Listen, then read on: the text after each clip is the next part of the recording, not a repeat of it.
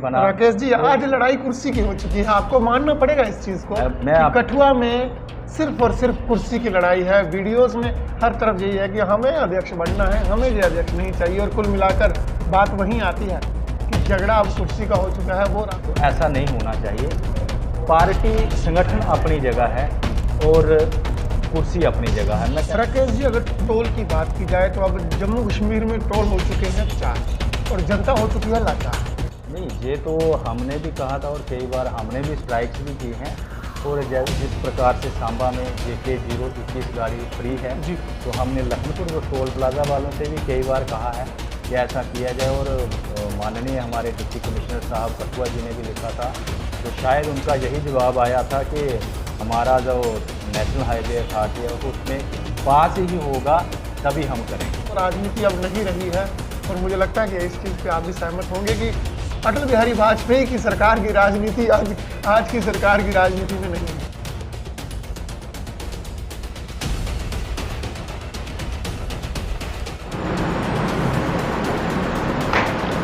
रियासतनामा देखने वाले सभी दर्शकों का एक बार फिर से बहुत बहुत स्वागत है।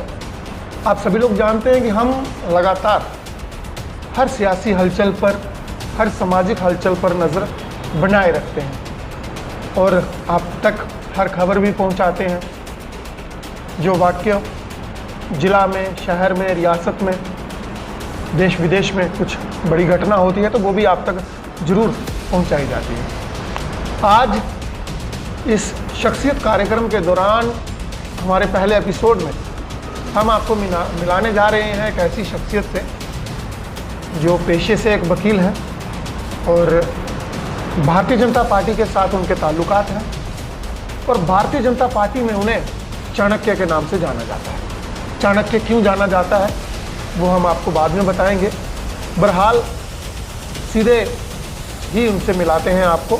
हमारे साथ एडवोकेट राकेश जी जुड़े हैं, जो कि भाजपा जिला कठुआ के वाइस प्रेसिडेंट हैं, नवनियुक्त हैं, नई जिम्मेदारी उन्हें मिली है। तो आइए समय व्यर्थ न करते हुए उनसे बातचीत करते हैं। राकेश जी, आपका बहुत बहुत स्वागत है रियासतनामा पर, और आपको बहुत बहुत बधाई कि आप हाल ही में भाजपा उपाध्यक्ष जो है वो चुने गए हैं। तो क्या देखते हैं, कितनी बड़ी चुनौतियां हैं, नया ओहदा मिला है, जिम्मेदारी बड़ी है, किस तरह से निभाएंगे और किस तरह से आगे पार्टी का विस्तार जो है वो करेंगे?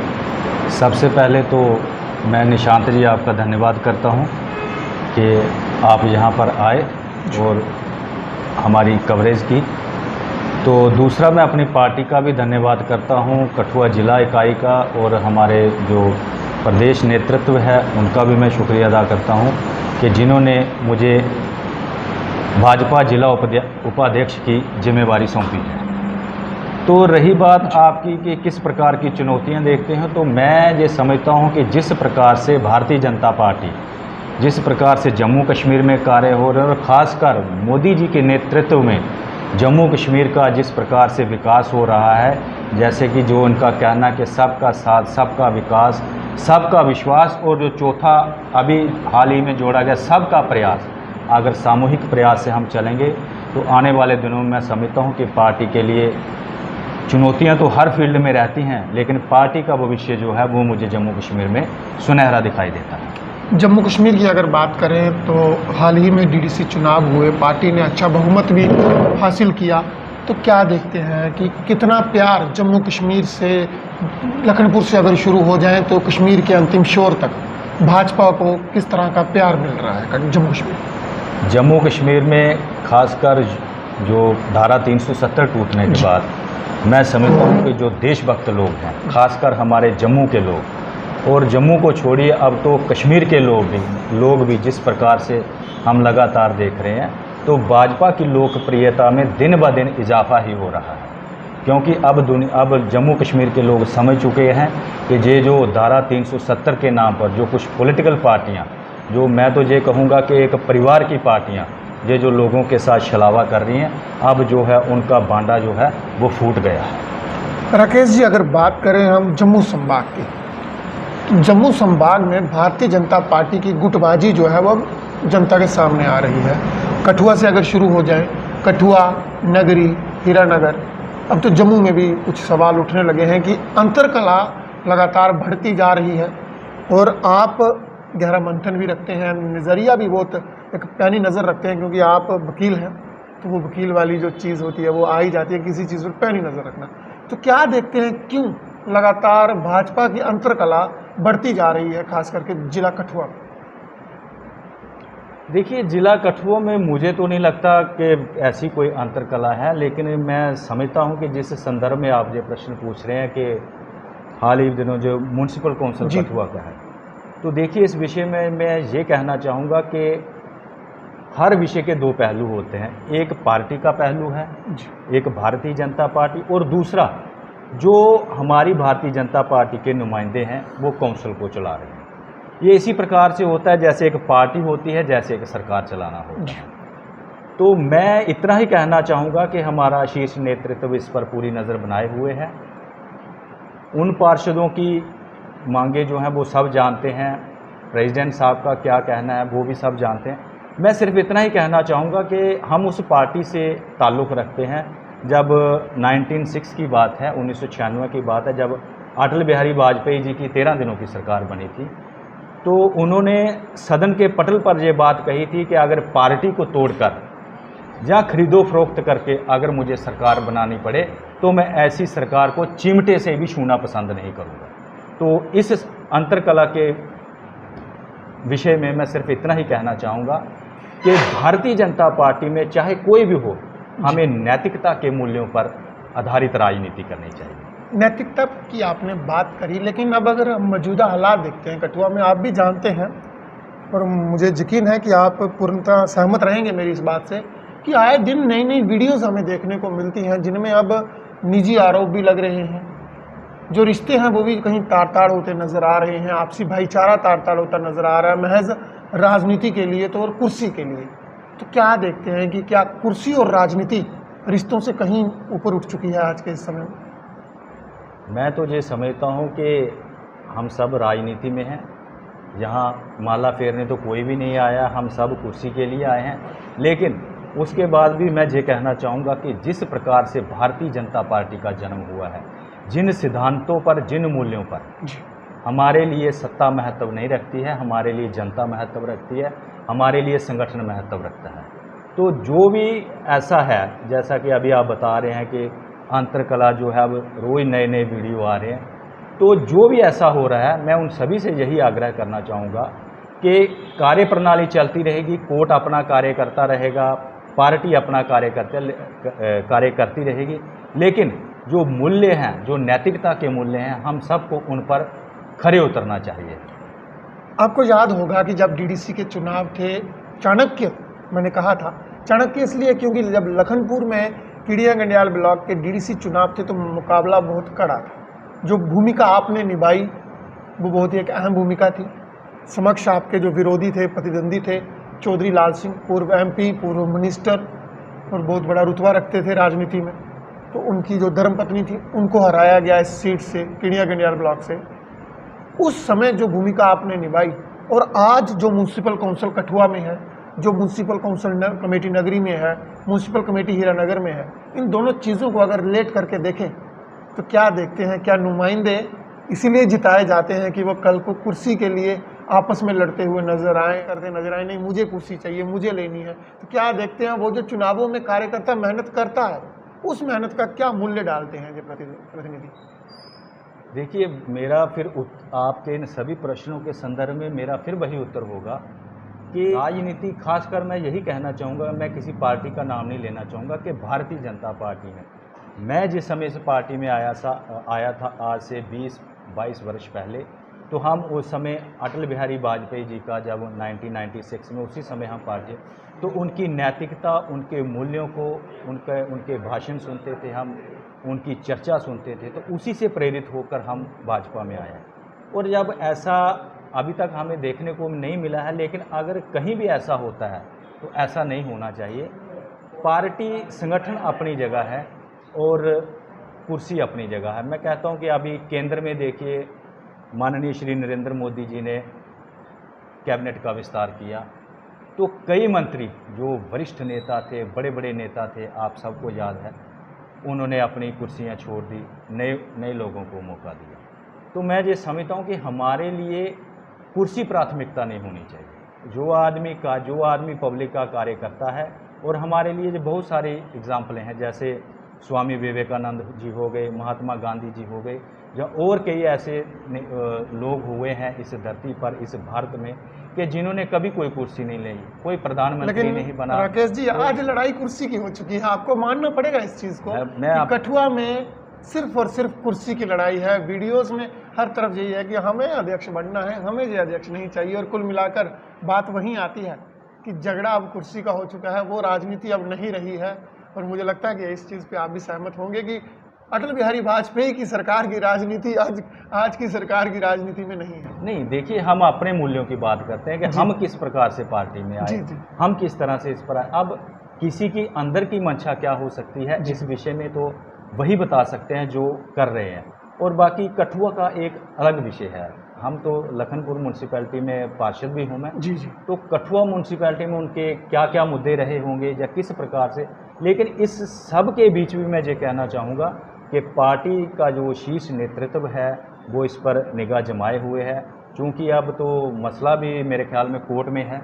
तो अब ऑनरेबल कोर्ट क्या तय करता है उसी के आधार पर चलेगा। लेकिन अगर कुछ पार्टी के कार्यकर्ता या कुछ लोग ये समझते हैं कि हम बीजेपी में इसलिए आए हैं या बीजेपी में हम इसलिए कर रहे हैं कि हमें केवल कुर्सी और कुर्सी ही चाहिए, तो ये याद रखिए, ये भारतीय जनता पार्टी है जहां पर कई आए और कई गए, और जिन्होंने सत्ता की राजनीति करी आपने देखा होगा उनका कहीं नामो निशान नहीं रहा, और कईयों का अभी मिट भी गया है। इसलिए भारतीय जनता पार्टी में जो भी आया है उसे संगठन की दृष्टि से ही चलना होगा, और पार्टी के हित में और खासकर जनता के हित में कार्य करना होगा। राकेश जी, अगर हम जिला कठुआ से बाहर निकले, बात करें रियासत जम्मू कश्मीर की, 23 सितंबर को महाराजा हरि सिंह जी का जन्मदिन है। बहुत पुरानी मांग रही है उनके जन्मदिन की छुट्टी।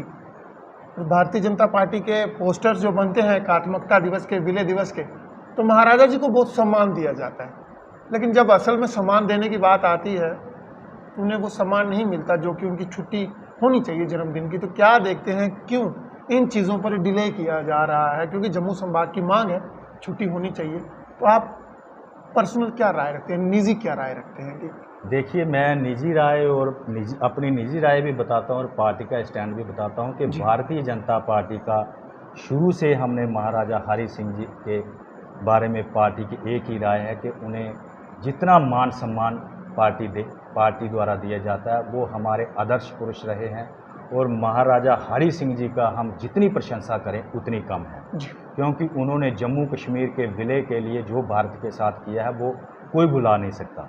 उसके बाद मैं आपको बताता हूं कि डिले है। देखिए, भारतीय जनता पार्टी का नारा था कि धारा 370 को हटाएंगे, लेकिन उसे हटाने के लिए 1980 में भारतीय जनता पार्टी बनी, उससे पहले जनसंघ था, तो 1951 से लेकर कहाँ श्यामा प्रसाद मुखर्जी जी चले, तो आज 2019 में जाके ये हमारा सपना पूरा हुआ। तो ये इसी स्थिति में कि महाराज हरि सिंह जी के बारे में छुट्टी क्या है वो भी भारतीय जनता पार्टी के एजेंडे में है, और जिस दिन इस मुद्दे पे बात आएगी तो हम छुट्टी का ऐलान अवश्य करवाएंगे। भारतीय जनता उम्मीद है कि बहुत जल्द बिल्कुल ऐसा होगा, और हम चाहते हैं, हम जम्मू कश्मीर सरकार से भी ये आग्रह करेंगे कि जल्द से जल्द इस बारे में फैसला लिया जाए। राकेश जी, अगर टोल की बात की जाए तो अब जम्मू कश्मीर में टोल हो चुके हैं 4 और जनता हो चुकी है लाचार। आपके लखनपुर से भी टोल हटा और वापिस आ भी गया, जनता भी परेशान है। आप भी जानते हैं कि व्यापार में काफ़ी नुकसान भी झेलना पड़ा। क्या देखते हैं, क्यों लोकल माफ़ नहीं किया जा रहा? हम बाहर की बात नहीं करेंगे, एटलीस्ट लोकल माफ़ किया जाना चाहिए। आपके माननीय अध्यक्ष साहब, उनकी तरफ से लेटर भी लिखे गए, लेकिन मुझे लगता है वो लखनपुर में ही रुक जाते हैं, लेटर पार ही नहीं जा पाते। कोविड गाइडलाइन होंगी शायद तभी नहीं जा पाते। तो क्या देखते हैं, कब निजात मिलेगी टोल से, या फिर लोकल माफ़ किया जाएगा? क्योंकि कठुआ के लोग आज भी परेशान हैं। नहीं, ये तो हमने भी कहा था और कई बार हमने भी स्ट्राइक्स भी की हैं, और जिस प्रकार से सांबा में JK 021 गाड़ी फ्री है जी, तो हमने लखनपुर टोल प्लाजा वालों से भी कई बार कहा है कि ऐसा किया जाए, और माननीय हमारे डिप्टी कमिश्नर साहब कठुआ जी ने भी लिखा था, तो शायद उनका यही जवाब आया था कि हमारा जो नेशनल हाईवे अथॉरिटी है उसमें पास ही होगा तभी हम करेंगे। लेकिन उसके बाद भी हमारा ये प्रयास रहेगा, हम एक कोशिश करेंगे कि, और कई बार होता भी है और कई गाड़ियाँ निकलती भी हैं, लेकिन वही है कि टोल प्लाजा वालों का भी यही होता है कि जो 80-90 रुपये दे जाए तो अच्छी बात है, तो उनका इजाफा होता है। कानून क्यों नहीं बनाया जाता, क्यों सख्त कदम क्यों नहीं अख्तियार करता जिला इंतजामिया, सरकार? इसके लिए एक सामूहिक प्रयास की आवश्यकता होती है। जिस प्रकार से, जैसा कि मैंने पहले कहा कि अगर सांबा में ऐसा है तो यहाँ क्यों नहीं? जी जी जी, सवाल वही है ना कि अगर सांबा में माफ है तो कठुआ क्या बाहर है? स्टेट है, एक ही राज्य है, अगर सांबा में JK 021 को ऐसी माफी है तो लखनपुर में क्यों नहीं? जी बिल्कुल सही बात है कि लखनपुर में भी होना चाहिए, इसमें कोई पार्टीबाजी का सवाल नहीं है। हमारे लोगों को राहत मिलनी चाहिए और हम किस लिए जहाँ बैठे हैं। और कई बार हमने कठुआ एडमिनिस्ट्रेशन से भी कहा है और हम अपनी वही जानना चाहते हैं, क्या लगता है क्यों देरी की जा रही है, क्यों खामखा परेशान किया जा रहा है? इसमें मुझे कहीं ना कहीं लगता है कि हम सबको मिलके एक पार्टीबाजी से ऊपर उठकर सामूहिक प्रयास करने की ज़रूरत है, क्योंकि हम लोगों में एक बहुत बड़ी आदत ये हो गई है कि अगर कोई अच्छाई का काम करता, अच्छा जी ये BJP वाला है मैं इसके साथ नहीं जाऊंगा, ये कांग्रेस वाला है मैं इसके साथ नहीं जाऊंगा।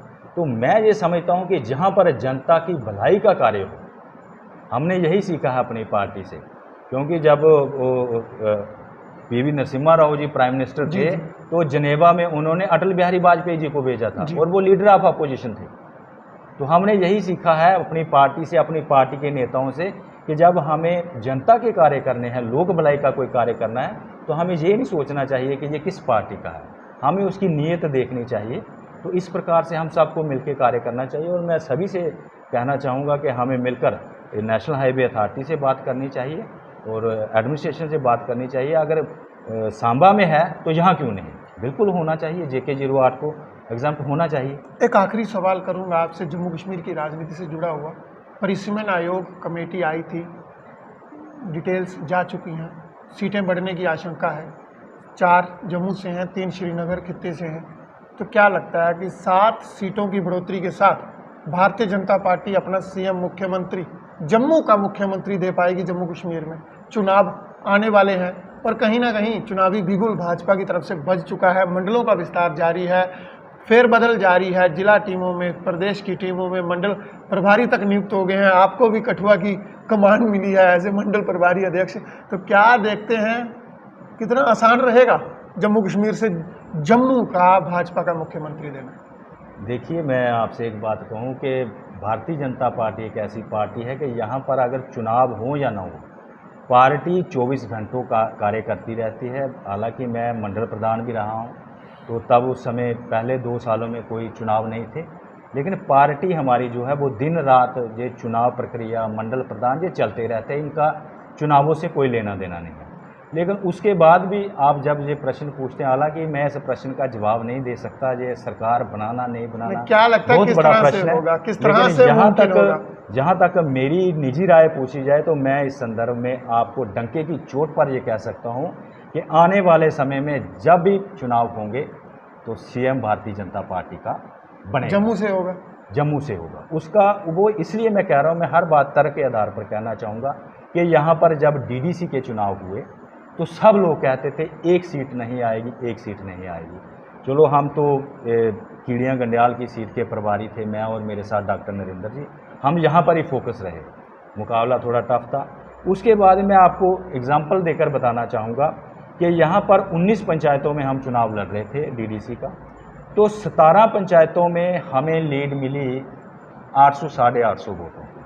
लेकिन हम जब 2 पंचायतें, वो पंचायतें हैं कीड़ियाँ गंडियाल की, वहाँ पर जाते हैं तो हमें उन 2 पंचायतों, जितनी लीड हमें 17 पंचायतों से मिली, उतनी उससे ज़्यादा लीड हमें 2 पंचायतों में मिली। उसका कारण क्या था?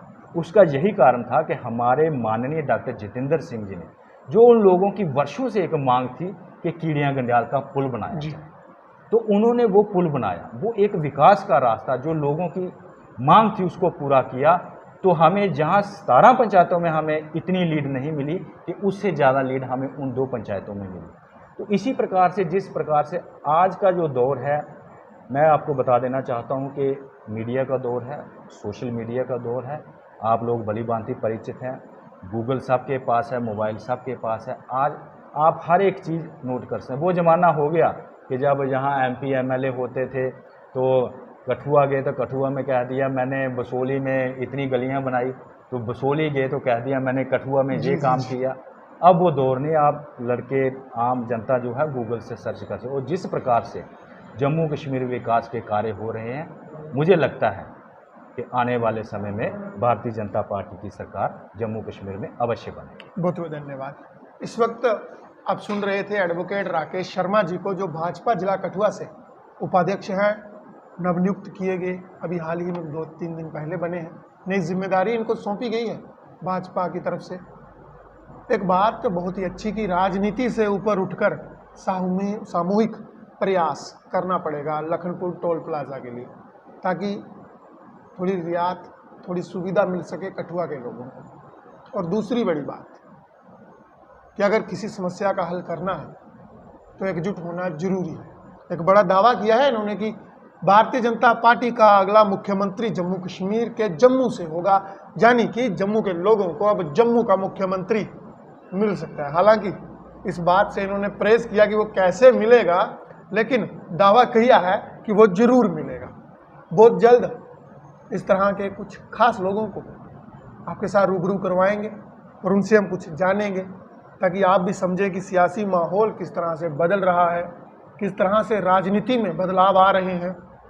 जो राजनीति माननीय अटल बिहारी वाजपेयी जी के समय में थी, जो राजनीति इंदिरा गांधी के समय में थी, जो राजनीति मनमोहन सिंह जी के समय में थी, जो राजनीति नरेंद्र मोदी जी के समय में है, कितना अंतर आया है उन पड़ावों में। बहरहाल बहुत जल्द कुछ और खास शख्सियतों के साथ हम जल्द हाजिर होंगे। तब तक आप जुड़े रहें रियासत नामा के साथ।